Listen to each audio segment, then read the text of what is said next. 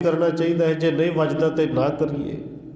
ये सवाल आम ही होंगे ने कि खलो के कर सकीदा, चलते फिरते कर सकीदा है।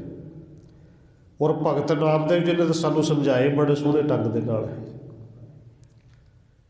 देखो रब दे नाल चित लाउणा है, काम जिहड़ा वो हत्थां पैरां नाल करना है। ते चित सिर्फ चौंकड़ा वज के अखां बंद करके नहीं लगता। जदों चित लग जाए ना तो दुनिया के हिसाब नाल जिन्ने कदे कहते ने तो गुरु भी नहीं कहा होना, पर जिंदा चित लगा वो फिर उठद्या बहिंद्या सुत्या जागद्या हर वेले लगा ही है। भगत त्रिलोचन जी ने जदों कहा सी कि सारा दिन नामदेव तू आ करता रहना है, छाड़े बुनता रहना है, छाड़े सापता रहना है, कदे रब दे नाल तू जुड़िया भी है कि नहीं।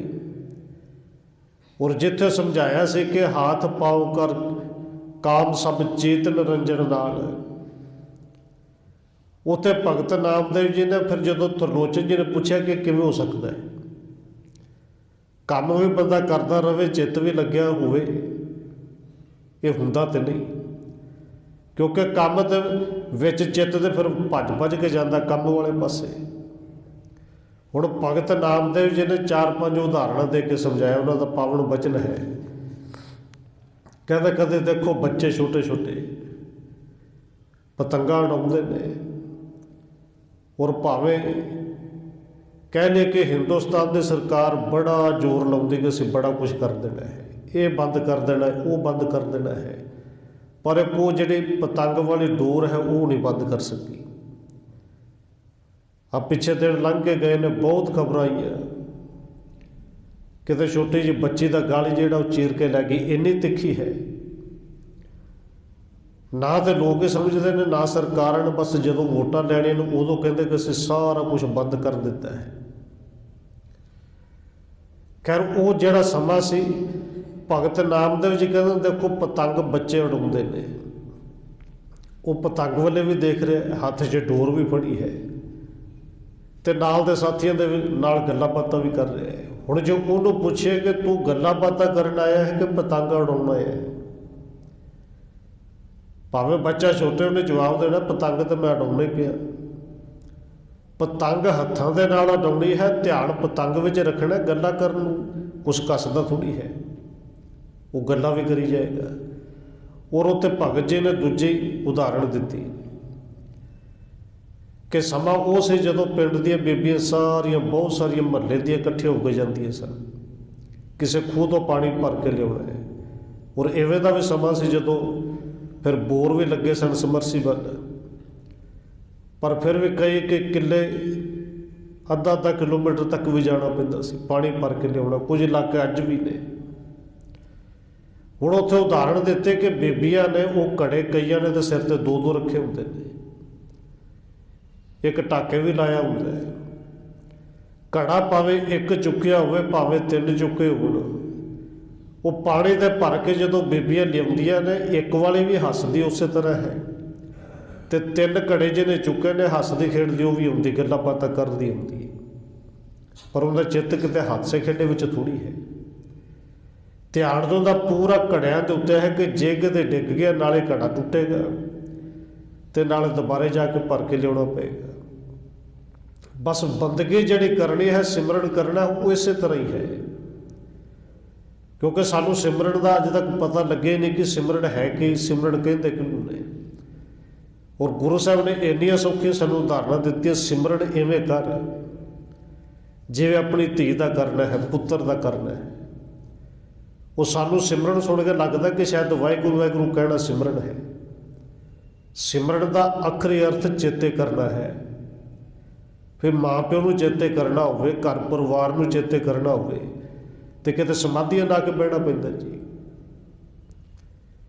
प्रभ स्यो लाग रहो मेरा चेत, चित लगना है, इनका मतलब ये नहीं कि तू सारा कुछ छड्ड के बैठ जाना है।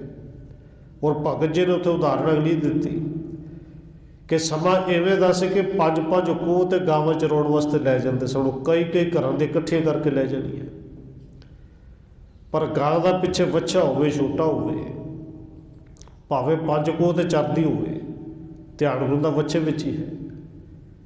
ਉਹ ਭਾਵੇਂ ਉੱਥੇ 2 ਘੰਟੇ 4 ਘੰਟੇ ਚਰੇ, ਪਰ ਜਦੋਂ ਉਹਨੇ ਰੱਜ ਜਾਣਾ ਉਹਦਾ ਧਿਆਨ ਹੈ ਕਿ ਹੁਣ ਵੱਛੇ ਨੂੰ ਭੁੱਖ ਲੱਗੀ ਹੋਣੀ, ਉਥੋਂ ਡਿੱਗਦੀ ਹੋਈ ਭੱਜਦੀ ਹੋਈ ਆਏਗੀ ਘਰ। ਬਸ ਕਹਿੰਦੇ ਨੇ ਰੱਬ ਦੇ ਨਾਲ ਚਿੱਤ ਇਵੇਂ ਲਾਉਣਾ, ਤੂੰ ਕਿਤੇ ਵੀ ਰਹਿ, ਕੋਈ ਵੀ ਕੰਮ ਕਰ, ਪਰ ਚਿੱਤ ਰੱਬ ਦੇ ਨਾਲ ਲਾ ਕੇ ਰੱਖ। ਜਿੰਦਾ ਚਿੱਤ ਲੱਗਿਆ ਹੈ, ਅੱਜ ਗੁਰੂ ਸਾਹਿਬ ਜੀ ਕਹਿੰਦੇ ਨੇ ਮੇਰਾ ਗੁਰੂ ਮੇਰਾ ਰੱਬ ਨੂੰ ਕਦੇ ਔਖੀ ਘੜੀ ਵੇਖਣ ਦਿੰਦਾ ਹੀ ਨਹੀਂ। ਭਗਤ ਨਾਮ ਦੇ ਜਦੋਂ ਪਾਵਨ ਬਚਨ ਹੈ, ਆ ਨੀਲੇ ਕਾਗਦ ਕਾਟ ਲੈ ਗੁੱਡੀ, ਆਕਾਸ਼ ਮੱਧੇ ਭਰਮ ਲੀਏ, ਪੰਜ ਜਨਾ ਸੋ ਬਾਤ ਬਤਉਆ, ਚੇਤ ਸਡੋਰੇ ਰਾਖੀਏ ਨੇ। ਦੂਸਰੇ ਉਦਾਹਰਣ ਦਿੰਦੇ ਨੇ, ਆ ਨੀਲੇ ਕੁੰਭ ਭਰਾਇਲੇ ਉਦਕ, ਰਾਜ ਕੁਆਰ ਪੁਰੰਦਰੀਏ, ਹਸਤ ਵਿਨੋਦ ਵਿਚਾਰ ਕਰਤੀ ਹੈ, ਚੇਤ ਸੁਗਾਗਰ ਰਾਖੀਏ ਨੇ। ਧਿਆਨ ਚਿੱਤ ਵਾਲੇ ਦਿਓ, ਚੇਤ ਸੁਗਾਗਰ ਰਾਖੀਏ ਨੇ, ਬਾਕੀ ਸਾਰਾ ਕੁਝ ਕਰੀ ਆਉਂਦੀਆਂ ਨੇ। ਔਰ ਅਗਲੇ ਉਦਾਹਰਣ ਦਿੰਦੇ ਨੇ, 5 ਕੋਸ ਪਰ ਗਊ ਚਰਾਵਤ, ਉਹ ਪਾਵਨ ਪੰਕਤੀ ਹੈ। ਮੰਦਰ ਏਕ ਦੁਆਰ 10 ਜਾਕੈ, ਗਊ ਚਰਾਵਣ ਛਾਡੀਏ ਨੇ। 5 ਕੋਸ ਪਰ ਗਊ ਚਰਾਵਤ, ਚੇਤ ਸੋ ਬਸ਼ਰਾ ਰਾਖੀਏ ਨੇ। ਇਸੇ ਤਰ੍ਹਾਂ ਕਹਿੰਦੇ ਚੇਤ ਸੋ ਬਸ਼ਰਾ ਰੱਖਣੀ ਹੈ, ਬਸ ਚਿੱਤ ਰੱਬ ਦੇ ਨਾਲ ਲਾ ਕੇ ਰੱਖਣਾ ਹੈ। ਔਰ ਭਗਤ ਨਾਮਦੇਵ ਜੀ ਕਹਿੰਦੇ ਨੇ, ਕਹਿਤ ਨਾਮਦੇਵ ਸੁਣੋ ਤਿਲੋਚਨ, ਬਾਲਕ ਪਾਲਣ ਪੌਂਡੀਆਂ ਨੇ। ਭਗਤ ਨਾਮਦੇਵ ਜੀ ਕਹਿੰਦੇ ਨੇ, ਤਿਰਲੋਚਨ ਤੂੰ ਮੇਰਾ ਮਿੱਤਰ ਹੈ, ਸੁਣ। ਬੱਚਾ ਭੰਗੂੜੇ ਦੇ ਵਿੱਚ ਪਿਆ ਹੈ, ਤੇ ਜ਼ਰੂਰੀ ਨਹੀਂ ਕਿ ਜਦੋਂ ਤੱਕ ਭੰਗੂੜੇ 'ਚ ਪਿਆ ਮਾਂ ਉਹਦੇ ਕੋਲ ਹੀ ਬੈਠੀ ਰਹੇ, ਉਹ ਅੰਦਰ ਬਾਹਰ ਕੰਮ ਵੀ ਕਰਦੀ ਹੈ। ਬੱਚਾ ਮਾੜਾ ਜਿਹਾ ਕਿਤੇ ਰੋਵੇ, ਕਿਸੇ ਨੂੰ ਆਵਾਜ਼ ਸੁਣੇ ਨਾ ਸੁਣੇ, ਘਰ ਵਿੱਚ ਜਿੰਨਾ ਮਰਜ਼ੀ ਰੌਲਾ ਹੋਵੇ, ਔਰ ਮਾਂ ਨੂੰ ਰੱਬ ਨੇ ਕੰਨ ਐਸੇ ਲਾਏ ਨੇ ਕਿ ਮਾਂ ਦੇ ਕੰਨਾਂ ਵਿੱਚ ਆਵਾਜ਼ ਪਈ ਜਾਣੀ ਹੈ ਕਿ ਹੁਣ ਉੱਠ ਗਿਆ ਹੈ, ਕਿਉਂਕਿ ਜਿੱਤ ਬੱਚੇ ਵਿੱਚ ਹੈ। ਉੱਥੇ ਕਹਿੰਦੇ ਨੇ, ਕਹਿਤ ਨਾਮਦੇਵ ਸੁਣੋ ਤਿਲੋਚਨ, ਬਾਲਕ ਪਾਲਣ ਪੌਂਡੀਆਂ ਨੇ। ਅੰਤਰ ਬਾਹਰ ਕਾਜ ਵਿਰੁੱਧੇ, ਚੇਤ ਸੋ ਬਾਹਰ ਰਾਖੀਏ ਨੇ। ਕਿਉਂਕਿ ਚਿੱਤ ਲੱਗਾ ਹੋਵੇ ਨਾ, ਫਿਰ ਉਸ ਚਿੱਤ ਨੂੰ ਕੋਈ ਤੋੜ ਸਕਦਾ ਨਹੀਂ। ਤੇ ਜਦੋਂ ਚਿੱਤ ਲੱਗਾ ਹੋਵੇ, ਫਿਰ ਗੁਰੂ ਸਾਹਿਬ ਜੀ ਇੱਥੇ ਭਰੋਸਾ ਦੇ ਰਹੇ ਨੇ, ਔਖੀ ਘੜੀ ਨਾ ਦੇਖਣ ਦੇਈ, ਆਪਣਾ ਬਿਰਦ ਸੰਭਾਲੇ। ਉਹ ਰੱਬ ਦਾ, ਪਰਮੇਸ਼ਰ ਦਾ, ਗੁਰੂ ਦਾ ਆਪਣਾ ਬਿਰਦ ਹੈ, ਉਹਦਾ ਸੁਭਾਅ ਹੈ, ਤੇ ਆਪਣੇ ਸੁਭਾਅ ਨੂੰ ਸਾਂਭ ਕੇ ਰੱਖਦਾ ਹੈ। ਜਪਣ ਵਾਲਿਆਂ ਨੂੰ ਕਦੇ ਔਖੀ ਘੜੀ ਵੇਖਣ ਦਿੰਦਾ ਹੀ ਨਹੀਂ। ਧੰਨ ਗੁਰੂ ਰਾਮਦਾਸ ਜੀ ਦਾ ਪਾਵਨ ਬਚਨ ਜਿਹੜਾ, ਉਹ ਦੋਵੇਂ ਟਾਈਮ ਰਾਗੀ ਸਿੰਘ ਪੜ੍ਹਦੇ ਨੇ। ਆਪਾਂ ਦੋਵੇਂ ਟਾਈਮ ਸੁਣਦੇ ਹਾਂ, ਪੜ੍ਹਦੇ ਹਾਂ ਕਿ ਜਦੋਂ ਤੋਂ ਰੱਬ ਨੇ ਸਮਾਂ ਬਣਾਇਆ, ਯੁੱਗ ਬਣਾਏ, ਉਦੋਂ ਤੋਂ ਭਗਤੀ ਕਰਨ ਵਾਲੇ ਪੈਦਾ ਹੁੰਦੇ ਰਹੇ। ਔਰ ਜਿਵੇਂ ਜਿਵੇਂ ਭਗਤ ਪੈਦਾ ਹੋਏ, ਉਵੇਂ ਉਵੇਂ ਭਗਤਾਂ ਨੂੰ ਤੰਗ ਕਰਨ ਵਾਲੇ ਉਹ ਵੀ ਲੋਕ ਪੈਦਾ ਹੋਏ, ਜਿਨ੍ਹਾਂ ਨੂੰ ਫਿਰ ਗੁਰਮਤਿ ਨੇ ਦੁਸ਼ਟ ਵੀ ਕਿਹਾ। ਸਤਿਗੁਰੂ ਜੀ ਦਾ ਪਾਵਨ ਬਚਨ ਹੈ, ਹਰ ਜੁਗ ਜੁਗ ਭਗਤ ਹੋ ਪਾਇਆ, ਪੈਜ ਰੱਖਦਾ ਆਇਆ ਰਾਮ ਰਾਜੇ। ਹਰ ਨਾਕਸ਼ ਦੁਸ਼ਟ ਹਰ ਮਾਰਿਆ, ਪ੍ਰਹਿਲਾਦ ਤਰਾਇਆ। ਅਹੰਕਾਰੀਆਂ ਨਿੰਦਕਾ ਪਿੱਠ ਦੇ, ਨਾਮਦੇਵ ਮੁਖ ਲਾਇਆ। ਜਨ ਨਾਨਕ ਐਸਾ ਹਰ ਸੇਵਿਆ, ਅੰਤ ਲੈ ਛਡਾਇਆ। ਅੰਤ ਲੈ ਛਡਾਇਆ, ਕਿਉਂਕਿ ਉਹ ਔਖੇ ਘੜੀ ਹੁਣ ਦਿੰਦਾ ਹੀ ਨਹੀਂ ਵੇਖਣ। ਹਾਥ ਦੇ ਰਾਖੇ ਆਪਣੇ ਕੋ ਸਾਸ ਸਾਸ ਪ੍ਰਤਪਾਲੇ।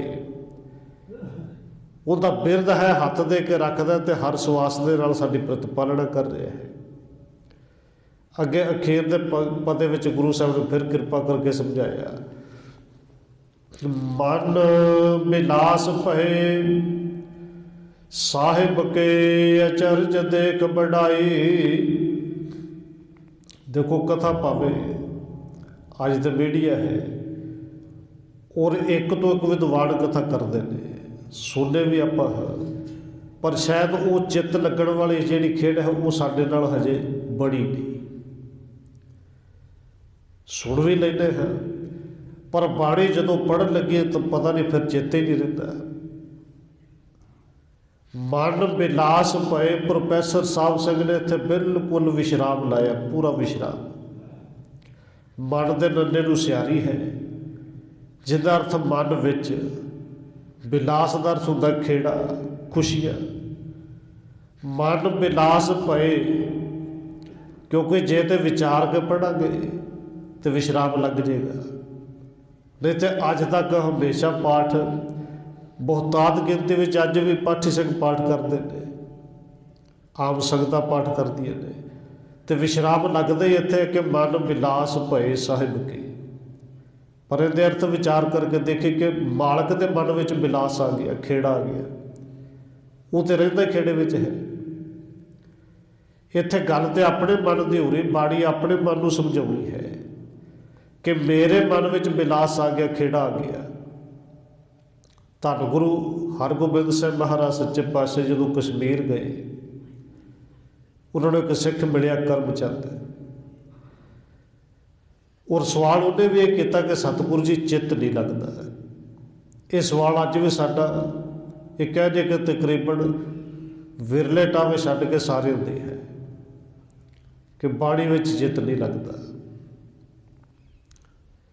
ਚਿੱਤ ਗੁਰੂ ਸਾਹਿਬ ਜੀ ਕਹਿੰਦੇ ਨੇ ਭਾਈ ਲੱਗੇਗਾ, ਪਰ ਬਾਣੀ ਨੂੰ ਵਿਚਾਰ ਕੇ ਪੜ੍ਹਿਆ ਕਰੋ। ਹੁਣ ਸਤਿਗੁਰੂ ਜੀ ਵਿਚਾਰ ਤੇ ਕਰਨੀ ਨਹੀਂ ਹੁੰਦੀ, ਕਿਰਪਾ ਕਰਕੇ ਕੋਈ ਵਿਚਾਰ ਸਮਝਾਈ ਦਿਓ। ਉੱਥੇ ਧੰਨ ਗੁਰੂ ਹਰਗੋਬਿੰਦ ਸਾਹਿਬ ਜੀ ਨੇ ਫਿਰ ਜਪਜੀ ਸਾਹਿਬ ਦੇ ਅਰਥ ਕੀਤੇ, ਔਰ ਕਈ ਦਿਨ ਉਹ ਅਰਥ ਚੱਲਦੇ ਰਹੇ। ਜਿੱਦਣ ਅਰਥ ਹੋ ਗਏ, ਸਮਾਪਤੀ ਹੋ ਗਈ, ਭੋਗ ਪਾ ਦਿੱਤਾ ਗਿਆ। ਕਰਮਚੰਦ ਕਹਿੰਦਾ ਸਤਿਗੁਰੂ ਜੀ ਅਰਥ ਹੋ ਗਏ, ਕਿਉਂਕਿ ਇਹਦਾ ਮਤਲਬ ਇਹ ਨਹੀਂ ਕਿ ਜੋ ਕੁਛ ਮੈਂ ਕਹਿ ਦਿੱਤਾ ਇਹ ਆਖਰੀ ਸੱਚ ਹੈ। ਇਹ ਤੇ ਜਿਵੇਂ ਜਿਵੇਂ ਸਮਝ ਆਏਗੀ, ਜਿਵੇਂ ਜਿਵੇਂ ਪੜ੍ਹਾਂਗੇ, ਗੁਰੂ ਉਵੇਂ ਕਿਰਪਾ ਕਰਦਾ, ਹਰ ਕਿਸੇ ਤੇ ਕਰਦਾ ਹੈ।